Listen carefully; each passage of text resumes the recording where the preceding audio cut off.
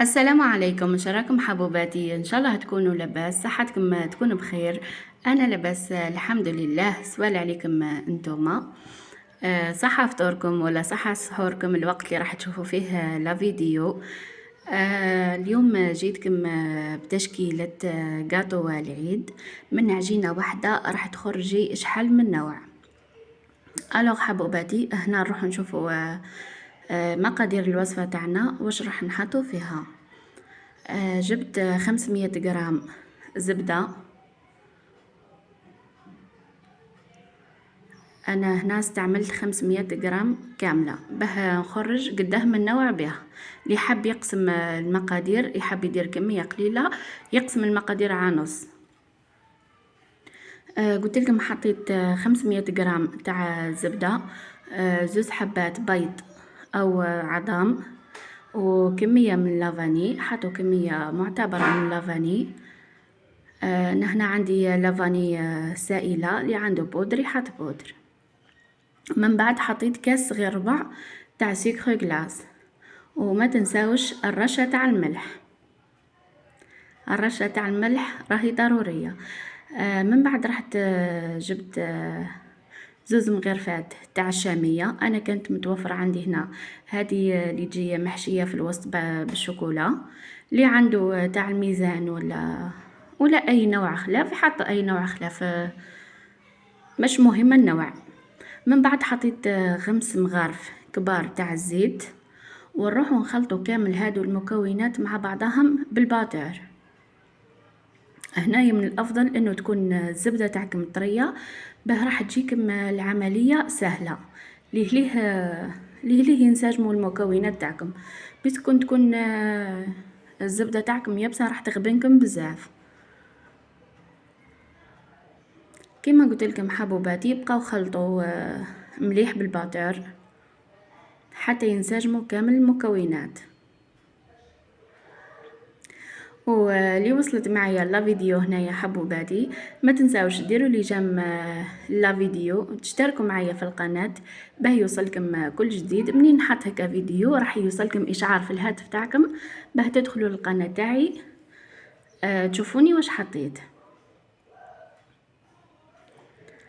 هنايا مازلت راني نخلط في المكونات هذوك كامل. هنا كون تستعملوا يدكم راح تتغبنوا بزاف، راح يدي منكم بزاف وقت انكم تخلطوه كيما هكا. من المستحسن انه ديروا الباتور.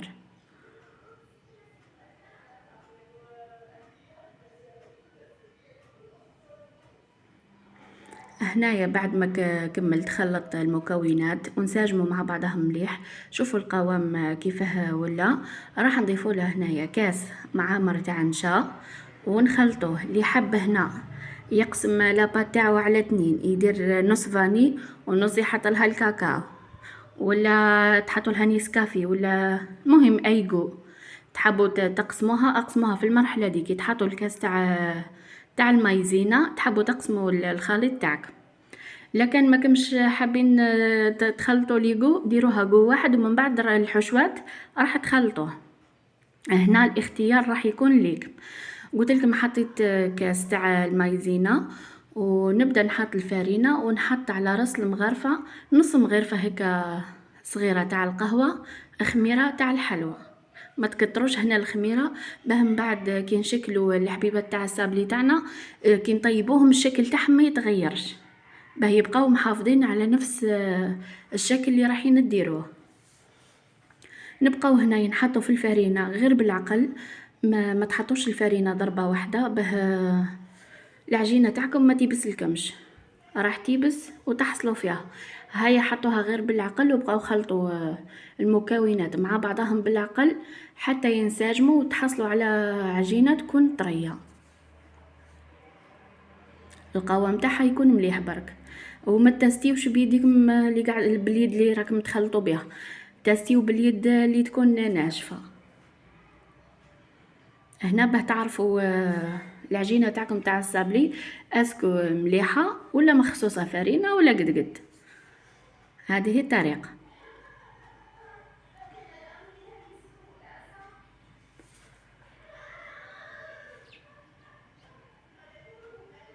هنا أنا العجينة تاعي راهي مليحة، راهي قد شوفوا راني شكلت باليد الاخرى ما لصقتش في يدي. هنا نحبس لها الفرينه، نقسم هكا العجينه تاعي على 2 ونحطها في الاكياس هادو الشفافين، ونخليوها تروبوزي على الاقل ربع ساعه، كيك 10 دقائق ربع ساعه ماكسيموم. الوقت اللي تروحوا تلموا فيه دنيتكم، الحوايج اللي راكم خمجتوهم تروحوا تغسلوهم وترجعوا لها تمتم. هاي هنا بعد ما روبوزات العجينه تاعي هكا شويه، حطوها في الفريجيدار، ما تخليوهاش على برا، حطوها في الفريجيدار. قلت لكم ديروا زوز اكياس كيما هكا بلاستيكيه، تحطوا كيس من التحت وكيس من الفوق، وتفتحوا العجينه تاعكم باه من بعد كي تشكلوا الحبيبات تاع الصابلي ما يلصقوش عفوا في البلان دو طرافاي تاعكم. تقدروا انكم تهزوا الحبه وتحطوها في البلاطو، راح تجيكم العمليه بزاف سهله. وتحبوا حتى ساشي هذيك من الفوق ما ديروهاش، ديروا غير ساشي من التحت. هنايا نفتحوا العجينه تاعنا السمك يكون مليح برك، على الاقل 3 مليمتر. كل ما تفتحوها العجينه تاعكم شويه خشينه راح تمدلكم حبيبات اقل.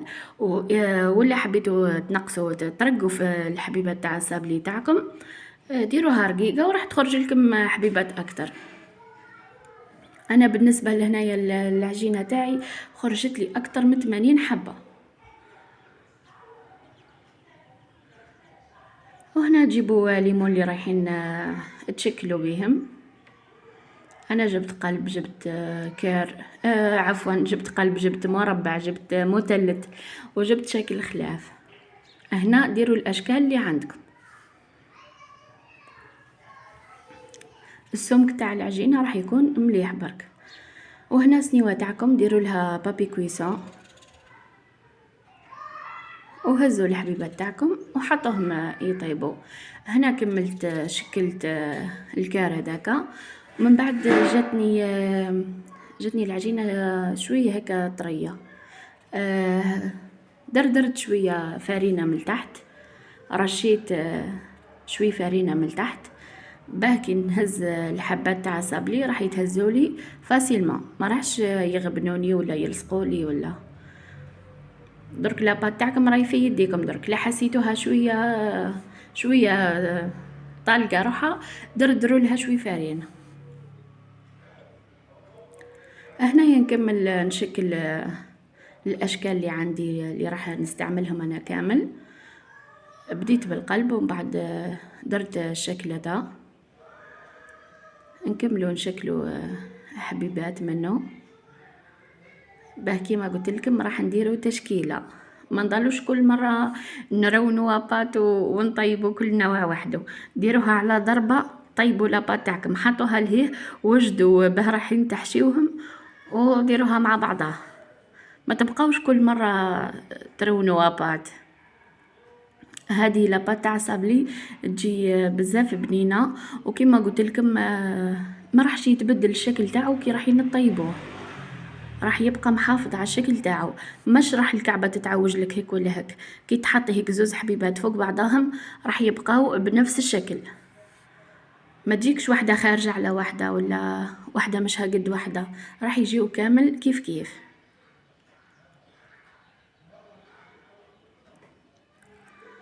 بعد ما كملت النوع الثاني، هنا جيت نفتح النوع الثالث.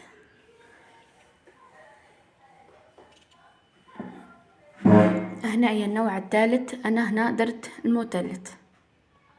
كيما قلت لكم كي ديروا الفرينه هاك من تحت راح تعاونكم بزاف انكم تهزوا الحبات تاعكم، ولاباط تاعكم مش راح تيبس، رانا حطينا كميه قليله خلاه، رانا ذرينا غير بالعقل، العجينه مش راح تيبس. كيما راكم تلاحظوا الفرينه مش راح تتهز، هاي تبقى لاصقه في الساشي من تحت. كملوا زيد نشكلوا هذا المثلث. كملت المثلث زيد وليت المربع ورحت معاها كيما هك طيبتهم كامل. من بعد نروح نحشيهم من داخل.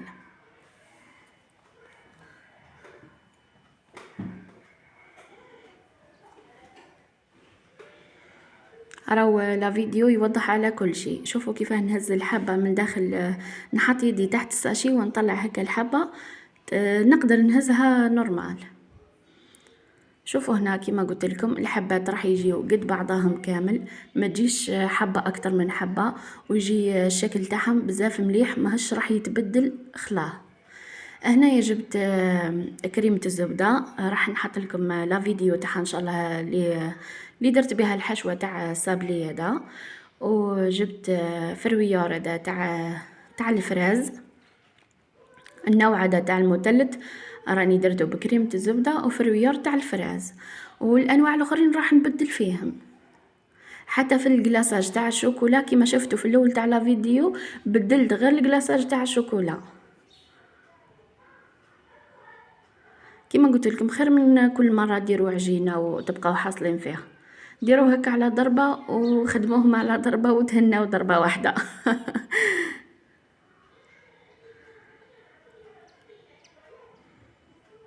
هنايا الشكل هذا تاع الكار، درت له كريمه الزبده كيما هكا في الاطراف.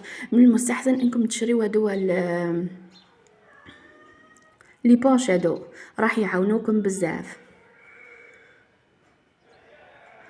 الشكل تاع الكار كيما قلت لكم درت له الكريمه تاع الزبده هكا في الاطراف، ومن الداخل حشيته بالشوكولا تغتيني، راح يبقاو طريين من الداخل. ومامتو السابلي، الحبه تاع السابلي تاعنا تجي فيها القرمشه هذيكا، والكلاصاج تاع الشوكولا اللي من برا راح نديروه راح يحافظ لنا على القوام تاع الحبه تاع السابلي. مش راح تطرى كي ديروا هكا بقبل، كي ديروا بايام قبل العيد راح يبقى محافظ على القرمشه تاعو، اون ديري راك درتيه جديد. تبعوا المقادير تاع الوصفه راح تخرج لكم تحفه. قلت لكم هذاك المثلث درته بكريمه الزبده ديكا، وحطيت له الكراميل في الوسط. وهذا المربع راني درته غير بالمربع تاع المشماش. هنايا في الكلاصاج تاع الشوكولا جبت الشوكولا تاعي، ذوبتها. ديروا الكاسرونه من تحت، حطوا كميه قليله تاع الماء، والسحفه اللي من الفوق اللي تحطوا فيها الشوكولا من المستحسن انها تكون قزاز، باه الشوكولا تاعكم مش راح تغبنكم راح تذوب لكم قد قد. قلت لكم ذوبوا الشوكولا تاعكم وضيفوا لها كميه من الزيت، كل 100 غرام تاع شوكولا ضيفوا لها بغرفه كبيره تاع الزيت. وانتم الشوكولا تاعكم راهي في يديكم، حسيتوها مازالت ثقيله زيدوا لها كميه من الزيت، وراح تجمد نورمال، مش راح تبقى لكم الحبه تاع صابلي مش ناشفه الشوكولا تاعها، راح تنشف نورمال. هنايا دا الكار كلاصيتو هكا بالشوكولا وحدها، والاشكال الاخرين راح نبدل فيه.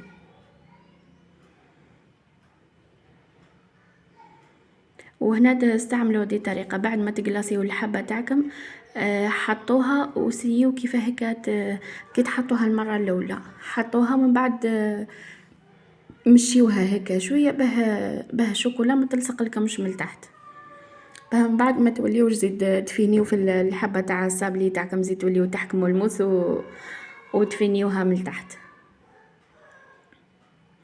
كي ديروا هذيك الطريقه كي تقلاصيوها وتسخروها هكا شويه على البلاصه اللي حطيتوها المره الاولى، راح تجيكم فينيه ما تزيدوا لها حتى لقطه.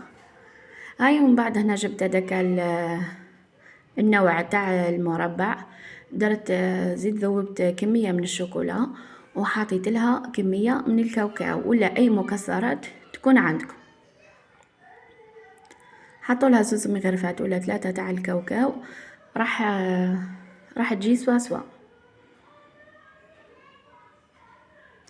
هنايا الشكل تاع المربع في الاول قلت لكم درتو بالمعجون، من بعد فضلت لي الكريمه الزبده ديكا واش نقعد ندير بها انا. هيا زيد كملت بها الكعبات تاع النوع هذا تاع الكاري باه ما تبقى ليش كريمه الزبده.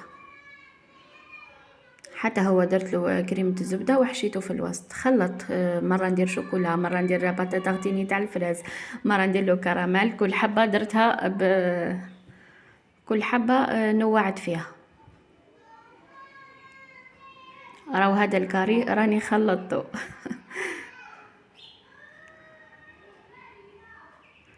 كملوا نقلاصيو الحبات تاعنا كامل هكيك بنفس الطريقة. وهنايا جبت النوع هذا تاع المثلث، درت ذوبت شوكولا بيضاء وزدت لها كمية قليلة من شوكولا بالحليب هذيك، باه يولي لي اللون هكا في الباج، ما تبقاش هكاكا بيضاء. قلاصيته حتى هو بنفس الطريقة، ودرت له هنا خطوط بالشوكولا. وراح ندير له هادو تريات تاع الملفاي. كيما قلت لكم هنا التزيين راهو اختياري، كل وحده تبدع في الجاتو تاعها كيما تحب.